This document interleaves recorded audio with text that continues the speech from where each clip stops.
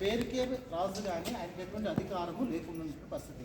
ఎందుకని చేసినంటే రోమా ప్రభుత్వం కింద ఉన్నటువంటి వాడు. రోమా ప్రభుత్వంలో ఆ రోజుల్లో ఉన్నటువంటి చాలా దేశాలు రోమా ప్రభుత్వం కిందనే ఉన్నాయి. అయితే రోమా ప్రభుత్వం వారు ఆయన సీజర్ చక్రవర్తి అయినప్పటికీ కూడా ఆయన తరపు నుంచి పిలాతుని ఇక్కడ గవర్నర్గా పెట్టాడు. గవర్నర్గా ఇక్కడ పిలాతు ఉన్నాడు. యెరూషలేం ఇస్ ద క్యాపిటల్ అన్నట్టు కాబట్టి అప్పట్లో పిలాతు ఇక్కడే ఉన్నాడు. పిలాతు ఆయన ప్యాలెస్ ఇక్కడ తీర్పు ఇవ్వడం జరిగింది. కొద్దిసేపు ఏమో పట్టుకున్న తర్వాత యేసుప్రభు నిన్న గెచ్చమైన తోట వెళ్ళాయి కదా, అక్కడ ముద్దు పెట్టేసేసి పట్టుకున్నటువంటి ప్రదేశం అది యేసుప్రభుని పట్టుకున్న ప్రదేశం. ఆ తర్వాత ప్రభువుని చాలా రీతిలో హింస పెట్టారు, చిత్రహింసలు చేశారు. ఆయన చిత్రహింసలు చేసిన ప్రదేశం అంతా కూడా లోపలికి చూడవచ్చు. ఓకే, అదంతా కూడా మనం చూస్తుంది. అక్కడ మ్యాప్ ఉన్నది, ఆ మ్యాప్ కూడా ఫొటోస్ తీసుకుంటే తీసుకోండి. అంటే ఏ ప్లేస్ నుంచి ఎక్కడికి రూట్ మ్యాప్ అంతా కూడా దాంట్లో అక్కడ క్లారిటీగా ఉంటుంది.